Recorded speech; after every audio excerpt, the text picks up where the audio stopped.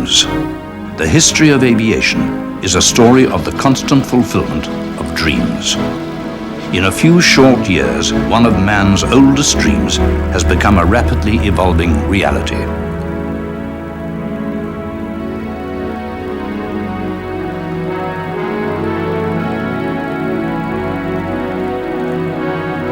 Frail, open cockpit planes made only of canvas and wood became sleek silver craft.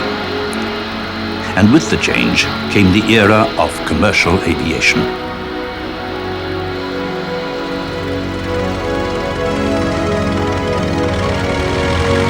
The biplane flying dawn patrol over the trenches of World War I became the jet fighter launched at night from a carrier's pitching deck.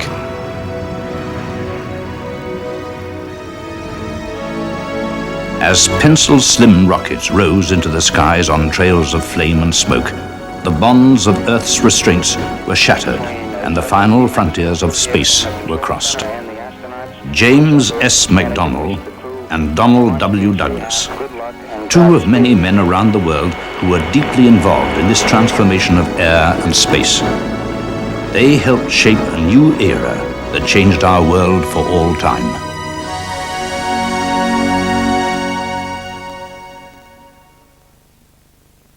It is September 1908 at Fort Myer on the bank of the Potomac River across from Washington, D.C. A group of people watch as Orville Wright prepares to demonstrate a plane that he and his brother had built for the Army Signal Corps. The new plane is the first ever to be ordered by the Army and is designed to be carried on a mule-drawn carriage.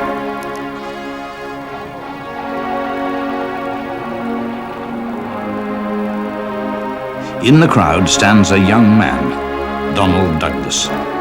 He watches transfixed as the two brothers ready themselves for flight.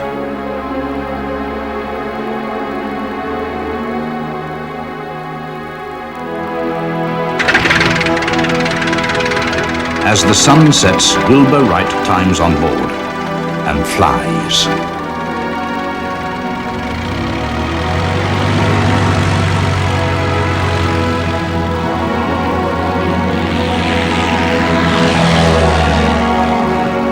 It's now 1911, and Midshipman Donald Douglas sits in his room at the U.S. Naval Academy in Annapolis. From his window, he looks out on the river. Douglas watches and dreams. In 1912, he resigns from the Naval Academy and enrolls at MIT. He completes his degree in mechanical engineering.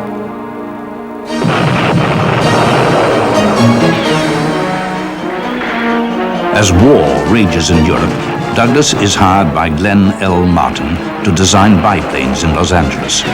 But as America enters the war, they have pitifully few trained pilots and ground crew.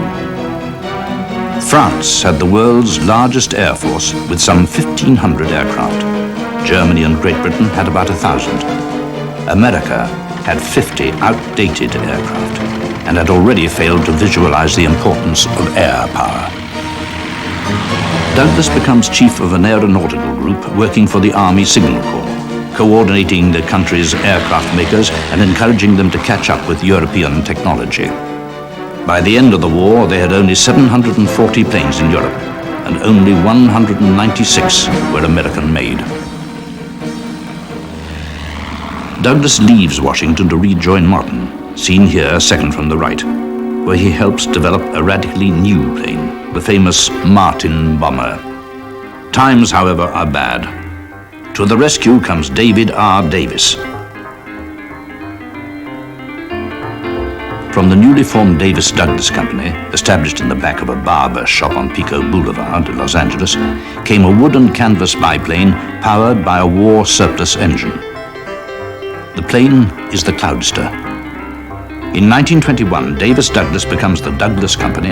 The Cloudster becomes a successful naval aircraft. Douglas has the capital to move to an abandoned movie studio on Wilshire Boulevard and is on his way to fulfilling a dream. It is 1923, and 24-year-old James Smith McDonnell Jr. earns his wings as an Army Service Second Lieutenant. It's at this time that Douglas and the newly formed Douglas Company plans an aviation feat of huge proportion. In June 1919, Alcock and Brown, two British aviators, had already crossed the Atlantic in a converted Vickers Vimy. 5 months later, the Smith brothers flew another to Australia, and the world had already begun to shrink.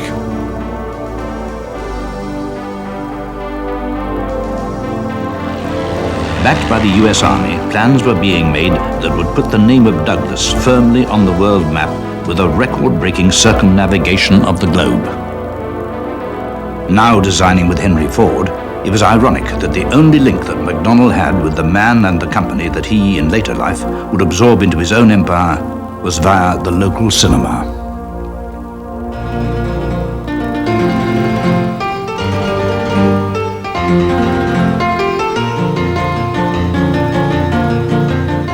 The Army contract, which called for 5 planes designated DWC, was based on Douglas's successful post-war aircraft. On St. Patrick's Day, 1924, 4 of the 5 took off from Clover Field, Douglas's new base in Santa Monica, for Seattle, the official start point of the tour. But beforehand, to better acquaint foreign countries with the US, the aircraft were christened after prominent cities.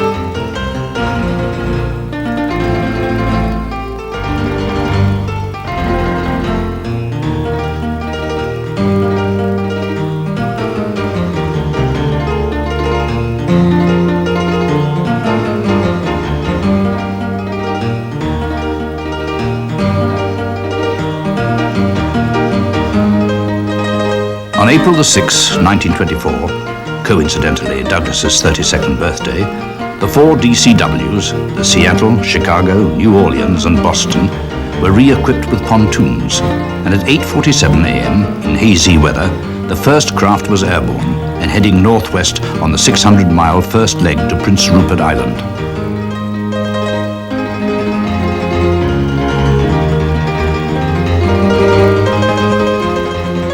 It was not until 6 months later that the flyers were to return to Santa Monica.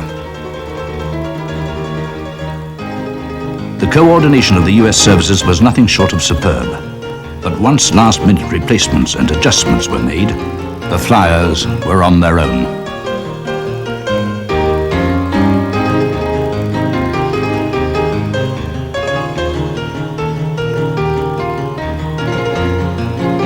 It was to be one of the largest American flag-waving exercises seen to date, covering a total of 27,550 miles in just 175 days of actual flying time. The tour spread the name of American aviation to the far corners of the world.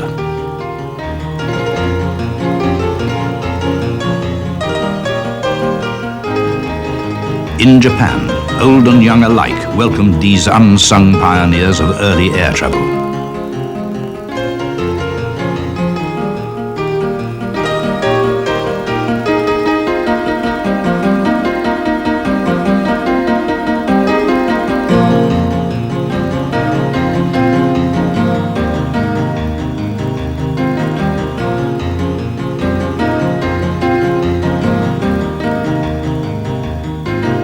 In China, age-old junks came face-to-face with the new world.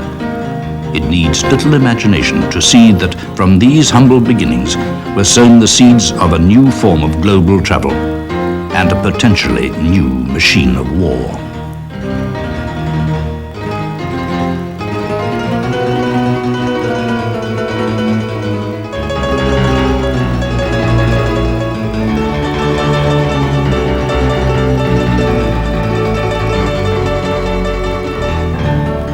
Only 3 planes touched down at Cloverfield, the Chicago, the New Orleans, and the Boston II, the original Boston having ditched in the Atlantic.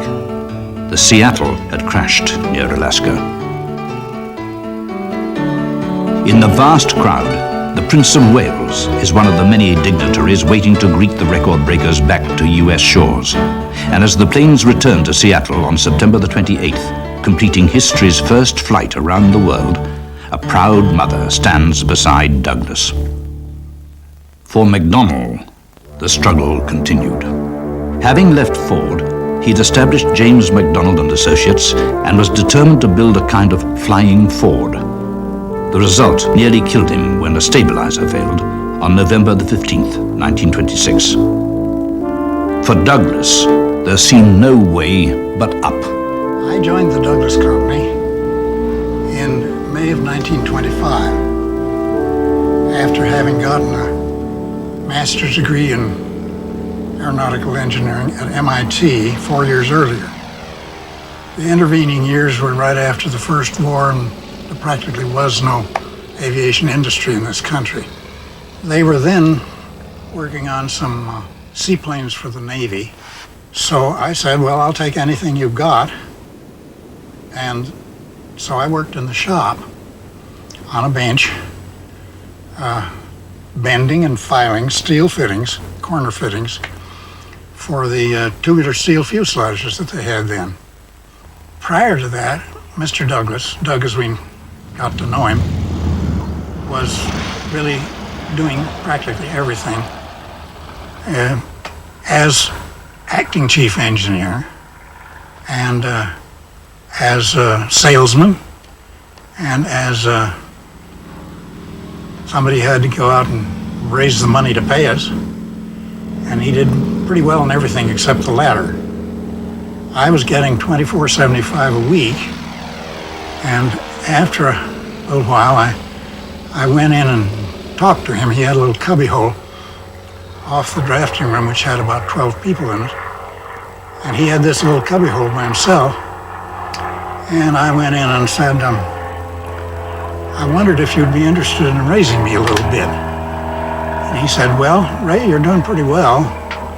And yeah, you want 30? I think we can give you 30. In fact, if you stay for a while, I think the future's unlimited. And indeed it was, for the time being. Douglas continued to prosper after his move from Wilshire Boulevard to Clover Field. And close on the heels of his Navy successes, he decided to enter the world of civil aviation and build a small commercial flying boat, which he had already named the Sinbad. But the Sinbad was not to be the provider of the Golden Fleece. The sudden crash of the stock market and the onset of the Great Depression that followed took the lift out of the wings of the commercial airplane market.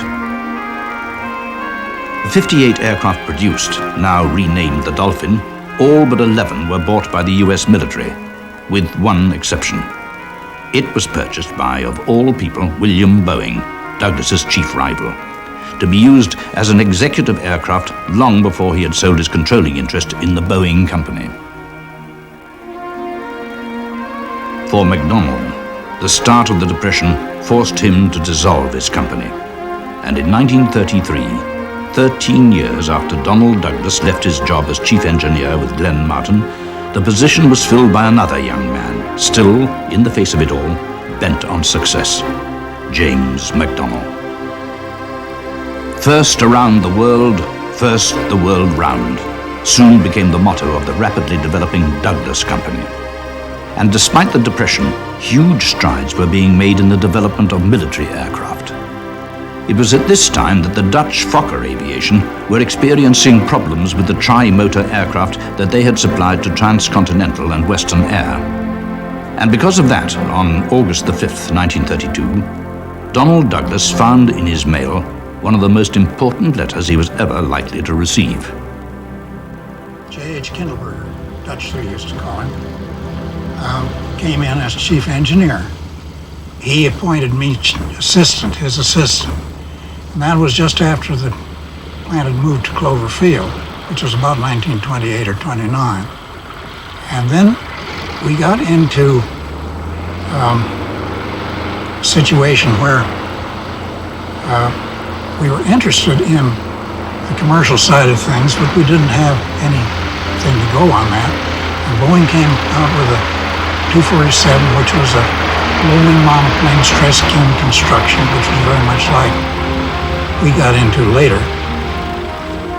Jack Fry wrote this letter which wanted to know if we were interested, and he sent it to other people as well, in building maybe a dozen to start, tri-motored airplanes according to certain specifications. For instance, they wanted at least 10 passengers. They wanted a certain range. They wanted a certain altitude. But the main thing that they wanted was for it to be able to fly on one engine between the two highest airports on the TWA line. And that happened to be between Winslow and Albuquerque. And it had to be able to fly on one engine well above at least 6,000 feet, 6,000 or 7,000 feet to do that. When we got that letter, it didn't take us very long to decide that we wanted to go with 2 engines. The letter allowed 2 engines, but it actually asked for 3. So I think that that decision, and it was a crucial decision whether to go with 2 or 3, I had more to do with that than either Dutch or Doug. Anyway, I was chosen to go back to New York and talk to, Lindbergh, who was then a technical advisor to TWA, and the other TWA people there, which I did, along with Doug's assistant, Harry Wetzel. And I didn't know whether I was convincing Lindbergh or not, except that we were told, after we'd been there a few days, to go to Kansas City, wanted me to go to Kansas City and talk about the details of the specification, that they did want to contract with us. I didn't know at that time that they were also contracting with somebody who was going to build a 3-engine. They did, that was General Aviation, but they canceled that when they found out that the DC-1 was going to be a success. Arthur Raymond's brainchild was to prove itself more than just a success. A Jack Fry letter was in fact the birth certificate of an entire Douglas commercial range, with the DC-3 becoming the world's most successful aircraft. On the 32nd anniversary, to the day, of the 1903 Wright brothers flight, the DC-3 made its maiden flight from Cloverfield, and an incredibly diverse life began.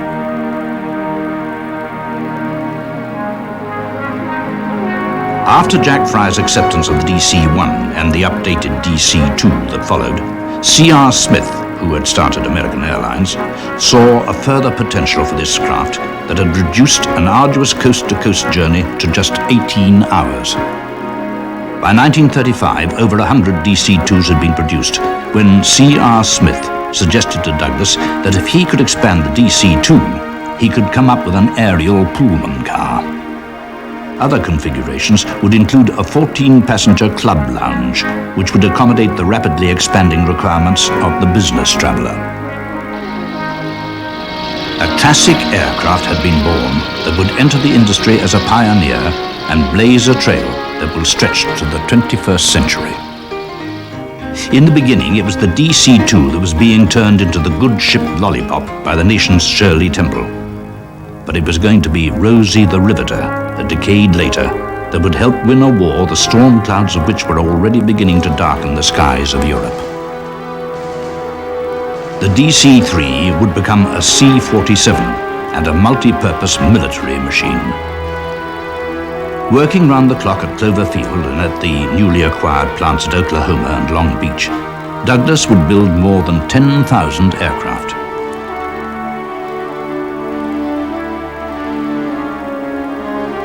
The result of Douglas's desire to enter the field of commercial aviation would result in the DC-3 eventually seeing action in 3 wars as a highly adaptable workhorse in Europe, Korea, and Vietnam as a weapons carrier, but also as a saver of lives with the aero medical units. Whether it was the DC-3, Goonie Bird, Skytrain, or C-47, its characteristic shape would be known the world over.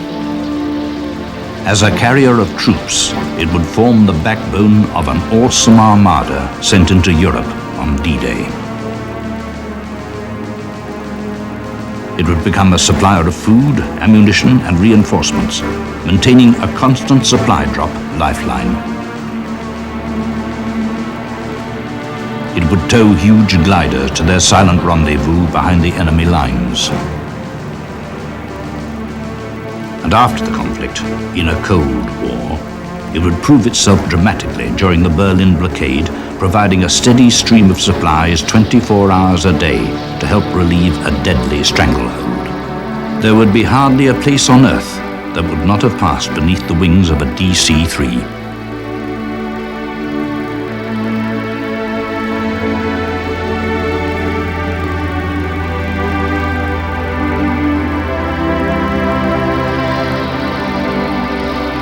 She would be modified for peaceful roles of surveying and crop spraying.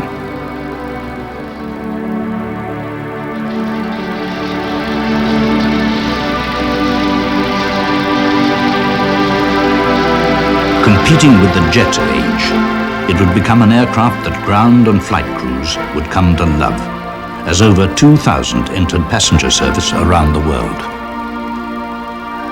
It would become a legend on wings.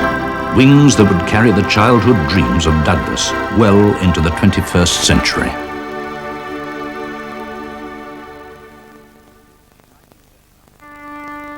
In 1939, Lambert Field in St. Louis became the major airline hub of the USA.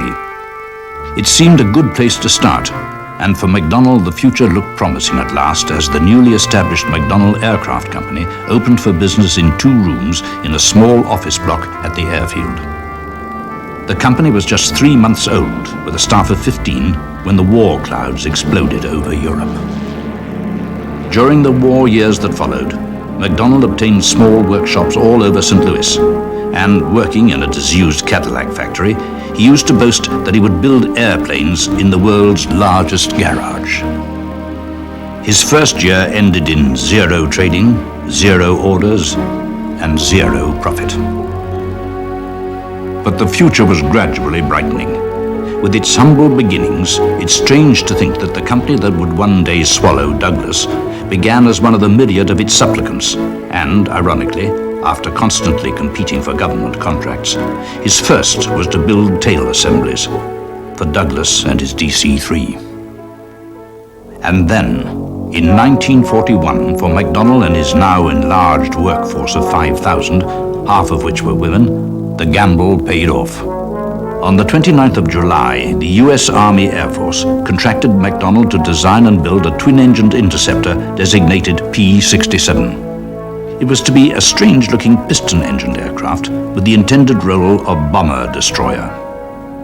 But it wasn't until late 1943 that this major step forward for McDonnell was wheeled from the Lambert Field hangar. It was even much later that the prototype, now designated XP-67, flew in January of 1944. Its strange shape and style, not vastly unlike the Lockheed's latter-day SR-71, was revolutionary for its day, utilizing as it did part of the fuselage to assist in lift. Its formidable armament of 6 37mm cannons portended a serious threat to enemy bombers. However, with its less than expected performance, interest in the XP-67, nicknamed the Bat, waned, as did the fear of enemy bombers. The second prototype was cancelled, and the original was destroyed by fire in September 1944. It was perhaps a climactic end to the only propeller-driven fighter program undertaken by McDonnell.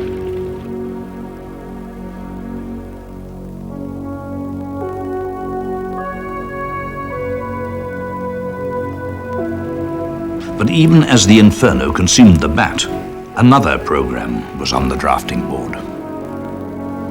Our early products at McDonnell Aircraft Corporation were fighter airplanes, jet fighters to be exact. And the very first break that Mr. Mack got happened on New Year's Eve when he was working quite late in his office, which was characteristic of him. He was called by an admiral up in Washington during the war who said, "Can you come up here and meet with me tomorrow morning?" Mr. Mack said, "Absolutely," and he was on a DC-3 going up there the very next day. The admiral asked him, "Would you like to be the designer and builder of the first Navy carrier-based jet fighter?" Mr. Mack said, "Yes, sir." And he went home and came back one day later with a design which eventually resulted in our first contract for the Phantom One.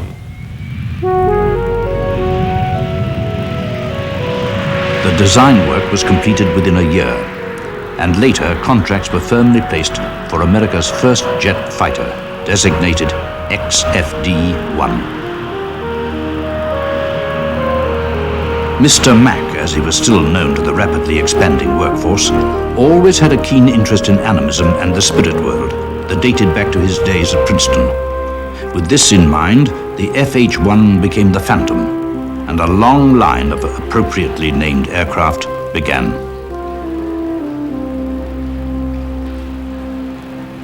I'm standing here on the factory floor of McDonnell Aircraft Company, the same floor I walked across 40 years ago when I joined the company as a junior engineer. In those days, we had just completed delivering 60 Phantom Ones to the U.S. Navy, which was our Navy's very first carrier-based jet fighter. 100 Phantoms were ordered by the US government, but it was only the prototype that was built before the war ended. The Phantom One was destined never to see combat, but on July the 21st, 1946, it made history when, with the help of the USS Franklin D. Roosevelt, it became the first American jet aircraft to take off from an aircraft carrier. For Douglas, the war years had continued to further establish his company as a leader in military aviation. And now, as the decade of the 40s was drawing to a close, a new competitor for government contracts was on the horizon.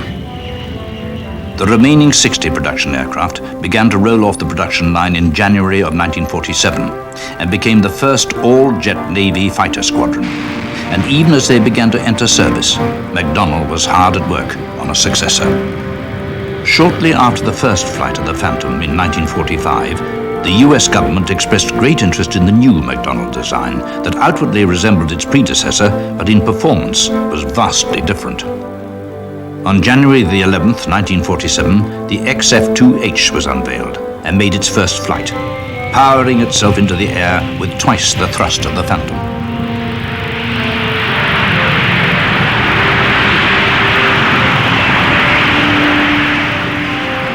Jet engine technology was now improving at an incredible pace, as the Banshee, as it became known, entered combat service in 1951 as principal fighter aboard the 7th Fleet carriers for the duration of the Korean War.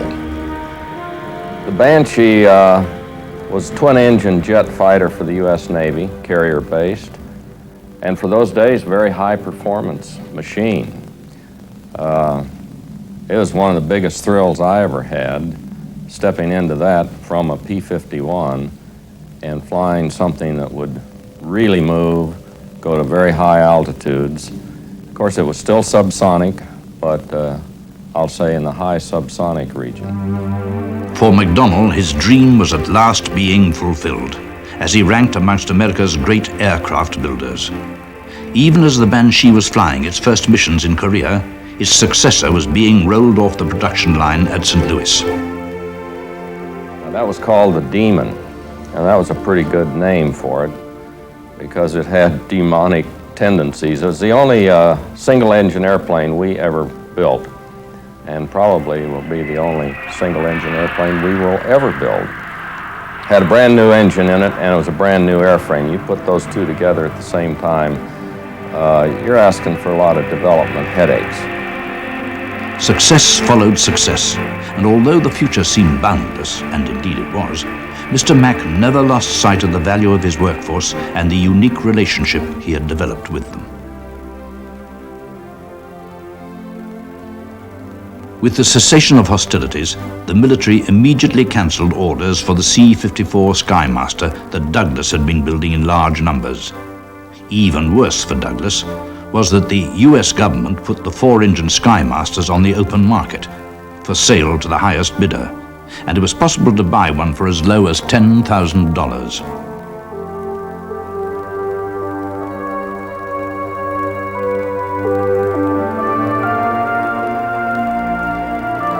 On February the 15th, 1946, another member of the DC family was born, when the DC-6 made its maiden flight. The 6, like the 3 before her, was to dominate the world's skies as a common carrier. History has a way of repeating itself, and again it was C.R. Smith of American Airlines that suggested to Douglas that a bigger DC-6 would enable him to beat the competition and operate the first coast-to-coast non-stop service. Wright's new 27-cylinder engine was at this time being offered to Douglas for evaluation, and it wasn't long before it became apparent that to utilize the engines on the DC-6 would result in a much greater range and payload. It seemed the simplest way of giving CR what he wanted. It was precisely what he wanted. The DC-7 flew for the first time on May the 18th, 1953, and entered service 6 months later.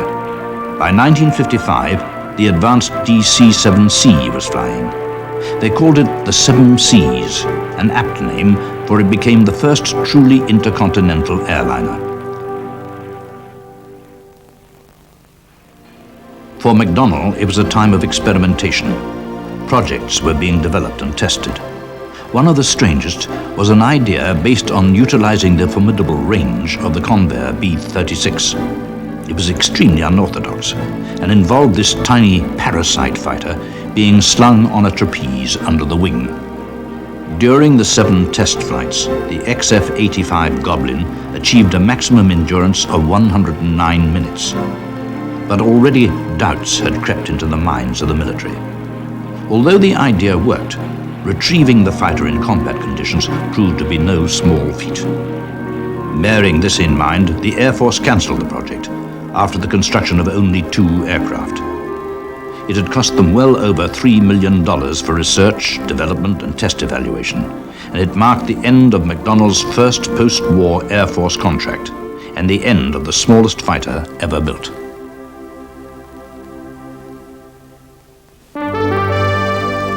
Even with the Goblin project well underway, McDonnell still pursued the Air Force for a more conventional fighter contract. The Phantom and Banshee programs were working out very well with the Navy, and it seemed a logical step to approach the Air Force's rapidly developing requirements based on intelligence coming back from the Korean conflict. Similar to the Navy's Banshee, 2 prototypes of a new aircraft were ordered by the Air Force, and under the designation of F-88 Voodoo, the first flew in October 1958.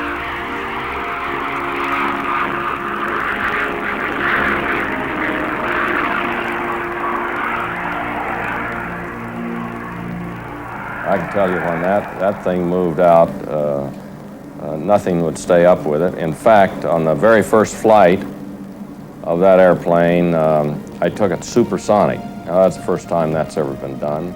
It was to prove to be one of the most successful fighter aircraft programs and was to span, in one form or another, the entire decade of the 60s.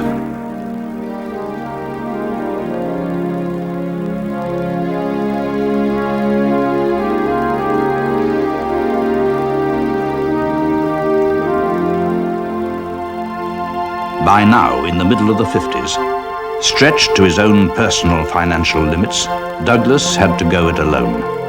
Boeing, who had just secured a $100 million contract to develop a jet tanker, could utilize knowledge gained.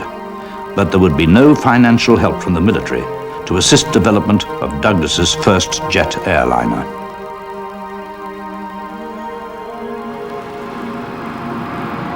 If Douglas wanted to maintain a reputation in the commercial field, something had to be done, and done soon. More than $1 billion of private monies was poured into a new jetliner. But would it pay off? That nobody could tell.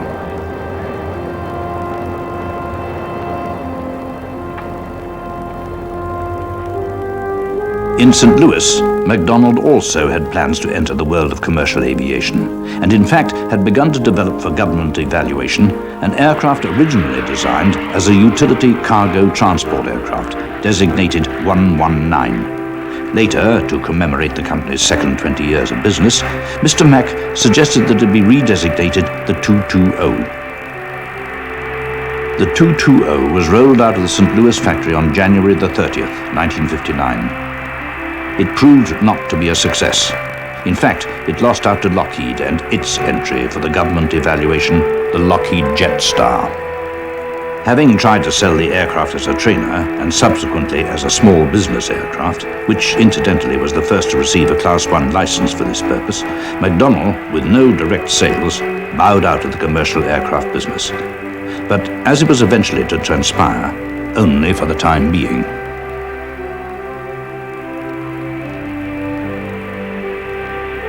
His company continued to grow in St. Louis, and now, being ever diverse, McDonnell had the opportunity to tackle the new challenge.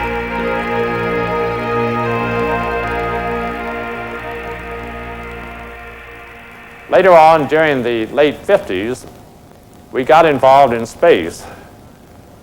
We designed and built the first Mercury capsule, the first Gemini, Skylab, and eventually we got into the Apollo and the shuttle. Mr. Mack was completely wrapped up in the space program. He really loved all the astronauts, and they loved him.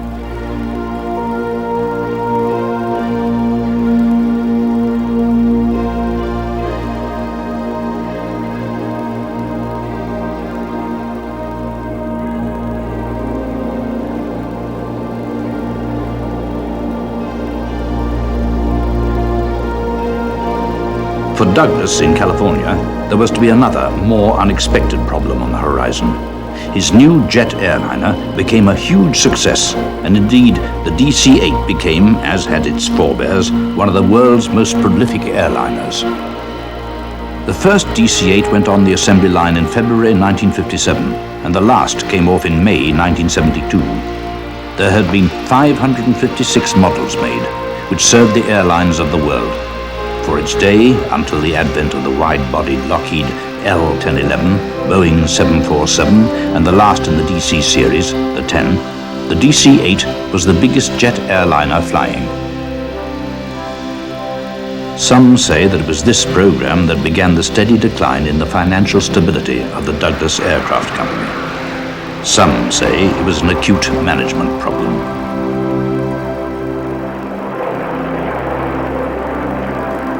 The company had reported earnings of over $14 million in 1965. Both commercial and military projects were doing well. Sales of the DC-8 and the 9 that followed were also doing well. There were to be new versions of the Skyhawk for the Navy.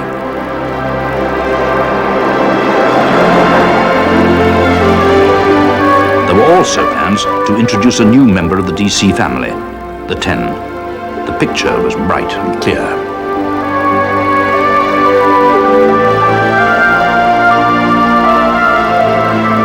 But then suddenly things started to take a turn for the worse. The picture became fussy and blurred. By June of 1965, there were rumblings and rumors that Douglas was losing money at an alarming rate. Suddenly they showed losses of $3 million. By the end of the year, it would be 16. Forecasts indicated it might reach $75 million. The word was out. Douglas was unbankable. What had happened? How could a company of over 50 years standing, a pioneer in aviation and an example of the fulfillment of the American dream, collapse like a house of cards in a matter of months? Rapid expansion to accommodate increased orders for the DC-8 and 9. New and separate production lines, the lack of skilled workers for the new technology jobs, millions spent on special training, long delays, disappointed customers holding back monies, contractors and subcontractors already hard-pushed manufacturing hardware, engines, tires, and components for the war in Vietnam, all contributed to the fact that Douglas could hardly meet the demands of a payroll.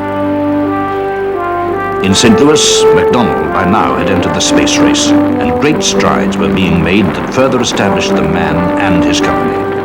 It was a time when global attention was focused on man into space and the men that put him there. For old Mac, it was a moment of crowning glory. Number now full of meaning for our team. Number 13 came home to St. Louis last night. Number 13 came home, but only to stay briefly, because she has now made history and under her christened name, Friendship 7, what turned this hardware into the glorious Friendship 7 Epic of America was the superb pioneering astronaut who breathed the spirit of America into this vehicle as he rode her, subdued her, and brought her home with masterful skill. Therefore, joyous we are today to have with us John Glenn, who stands here representative of the 7 astronauts for whom Friendship 7 was named. This astronaut, this great American, needs no introduction to you.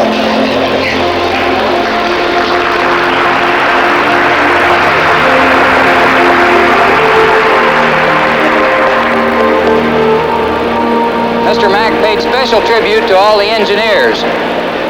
With all due respect to all the engineers, it took a lot of you that I'm looking at here today to put the actual hardware together. And I know that the way it was put together and the way the mission worked out, there was more went into it than just a wage that you were earning here in the plant. Your hearts went into it as ours did down at the Cape, too. For that, I thank you very much. Although having now broadened his horizons into space, McDonnell saw the opportunity to once more enter the world of commercial aviation, and it was with this in mind that the first moves were made to merge with the floundering Douglas Company. On April the 26th, 1967, McDonnell was notified by the Justice Department that approval had been given for the merger. The amalgamation was consummated on Friday, April the 28th, 1967, and the Douglas Company ceased to exist in its original form.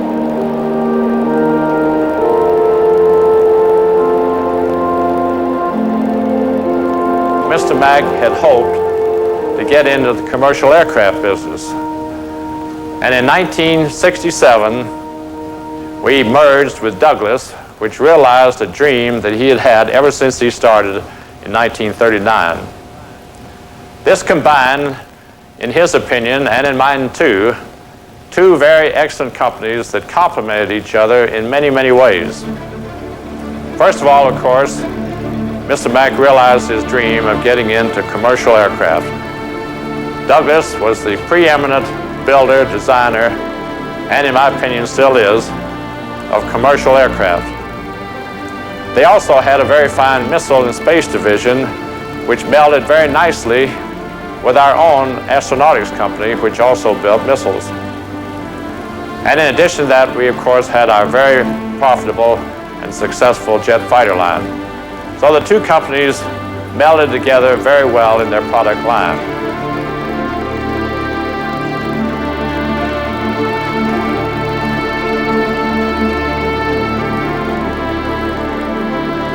Mr. Mack had a personal touch that he used throughout his career.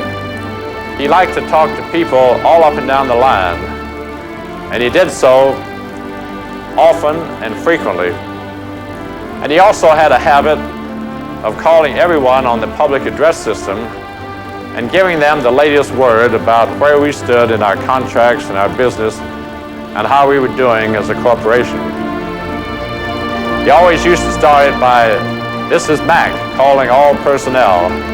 This is old Mack calling all personnel." And then he'd give the story.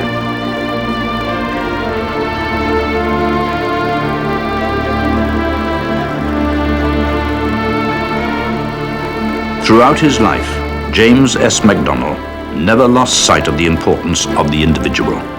He had a style of leadership unique to the American way of life, and was loved by all who knew him and the 80,000 people that worked for him.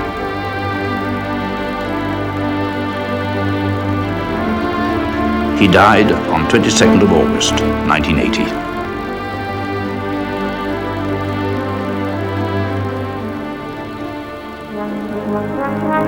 For Donald Douglas, his life was one of epic proportion. The boy whose dreams were sparked by the birth of aviation became the man, perhaps more than any other, that breathed life into aviation industry.